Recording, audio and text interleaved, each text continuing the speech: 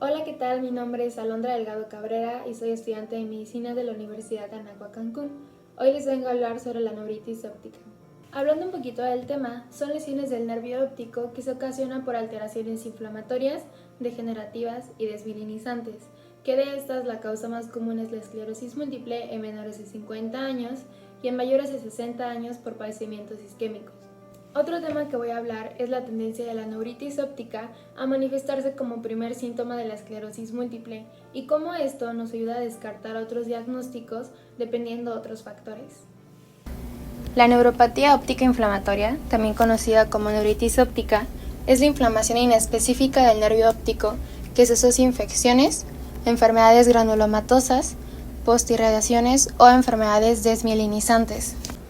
En gran proporción los casos son idiopáticos, pero el origen más común es la enfermedad desmielinizante. Y de esta hay una asociación con la esclerosis múltiple, aproximadamente el 50% de los pacientes.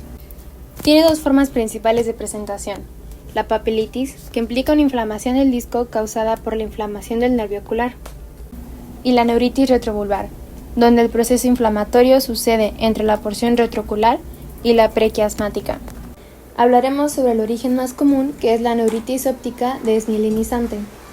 Se presenta de manera unilateral y ocurre en mayor proporción en mujeres que en hombres. Comúnmente aparece entre la tercera y cuarta década de la vida. Se asocia un 85% a esclerosis múltiple, dependiendo de distintos factores: el género, origen racial y duración del seguimiento. En niños el riesgo de progreso de esclerosis múltiple es menor. Lo más frecuente es alguna infección viral o inmunización y es común que afecte a ambos ojos.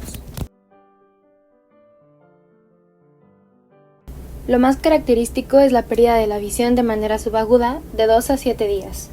La tercera parte de los adultos tiene una visión deteriorada de 20/200. Se altera la sensibilidad al contraste y se altera la visión a color.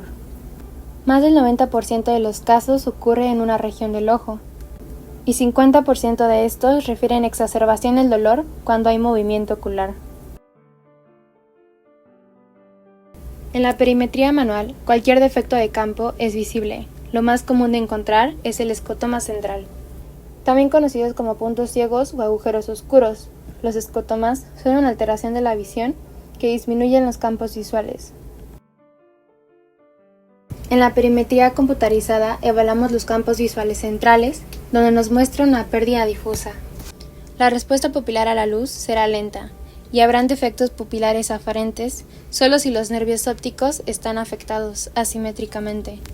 Con el oftalmoscopio evaluando el fondo de ojo, podemos observar la papilitis, que ocurre en la tercera parte de los casos en adultos. Lo que vamos a evaluar y podemos observar en la imagen es que la cabeza del nervio óptico está enrojecida y edematosa, con una protrusión hacia la cavidad vítrea, y evaluamos también que hay un ensanchamiento de los vasos a la salida de la papila. Por imagen oftalmoscópica no podemos distinguir entre un papiledema y una papilitis porque prácticamente tienen las mismas características. En la papilitis hay mayor grado de hemorragias y de envainamientos vasculares, pero el diagnóstico diferencial se establece por la pérdida súbita de la visión, por el defecto pupilar aferente o pupila de Marcus-Ghon, y por los escotomas que se evalúan en los campos visuales. En la neuritis retrobulbar no hay datos oftalmoscópicos anormales porque la inflamación está lejos del globo ocular y no va a afectar a la papila óptica, pero el cuadro clínico va a ser el mismo que en la papilitis. El tratamiento es con esteroides mediante cualquier vía. Si es intravenosa, se le da 1 gramo de metilprednisolona durante 3 días y se puede combinar con prednisolona oral. Un tratamiento oral puede ser 500 miligramos al día de metilprednisolona o 2 gramos durante 3 a 5 días. Y por último, la inyección retrobulbar no da unos resultados definitivos, pero se ha demostrado que acelera la recuperación de la visión. Del grupo de la neuritis óptica desmielinizante vamos a hablar de la esclerosis múltiple, que es la más común. Tengo esclerosis múltiple, pero nadie se daría cuenta con solo mirarme. Algunos síntomas de la EM pueden ser invisibles o difíciles de percibir. Uno de los síntomas más frecuentes son los problemas de visión, como la neuritis óptica. A veces mis ojos se mueven hacia una dirección y me hacen creer que hay algo a mi lado. Y nunca hay nada. Puede parecer que estoy bien, pero en realidad estoy en constante malestar. En ocasiones, mi piel es tan sensible que siento que me quema el cuerpo o que alguien me está clavando agujas calientes. O siento que caminan insectos por todo mi cuerpo. A menudo pienso que mi casa está llena de pulgas. Obviamente, no es así. Muchos hablan del abrazo de la EM, cuando parece que una fuerza invisible te aprieta con fuerza. Otro síntoma frecuente de la esclerosis múltiple son los mareos. Cuando me levanto rápidamente y miro al suelo, siento que mido 10 metros. Y si me doy la vuelta muy rápido, tropiezo y me caigo, como si hubiera bebido de más. Todos nos cansamos, pero la fatiga en la EM puede superar todos los niveles. Puedo dormir toda la noche y despertarme sintiéndome completamente agotada. La fatiga también afecta al resto de los síntomas de la esclerosis múltiple. Y cuando hace calor, la niebla mental es un síntoma intenso para mí. A veces siento que mi cabeza es un bloque de cemento, o cuando busco una palabra la tengo en la punta de la lengua, pero nunca sale. Además, las personas con EM tienen 3 veces más probabilidades de sufrir depresión, y esto te puede hacer sentir decaído, vacío, triste, y no te permite concentrarte o tomar decisiones. Como no siempre parece que estoy enferma, la gente no entiende la situación que estoy atravesando. Pero no es necesario que veas mis síntomas de la esclerosis múltiple para creértelos. Es una enfermedad crónica desmielinizante del sistema nervioso que recidiva y remite. Su causa es desconocida. Generalmente se da entre los 20 y 50 años y tiende a afectar a nervios ópticos y al quiasma.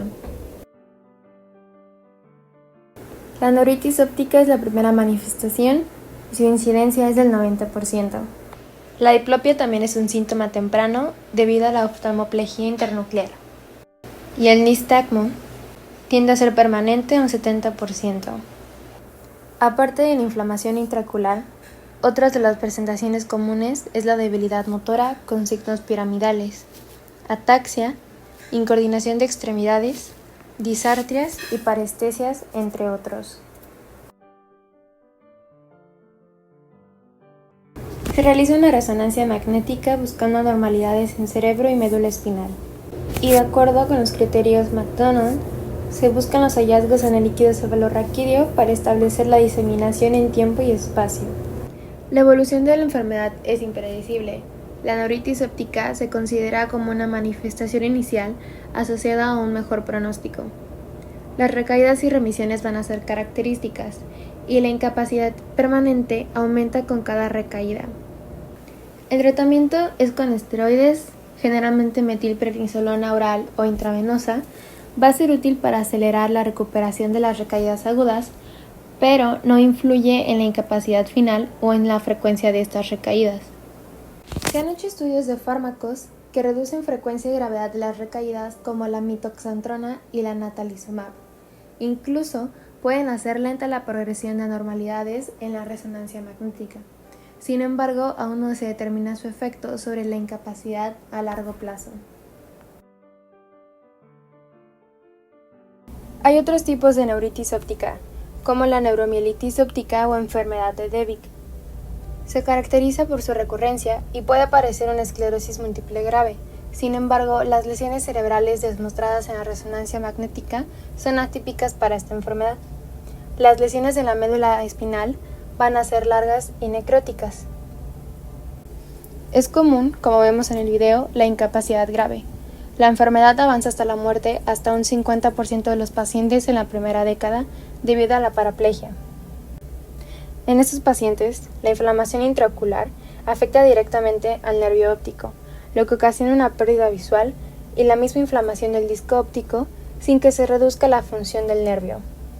Esto produce una importante pérdida visual permanente en la celulitis y vasculitis de la órbita. De acuerdo con la actividad de la enfermedad, se realiza la inmunosupresión de largo plazo, dirigido principalmente a la inmunidad humoral.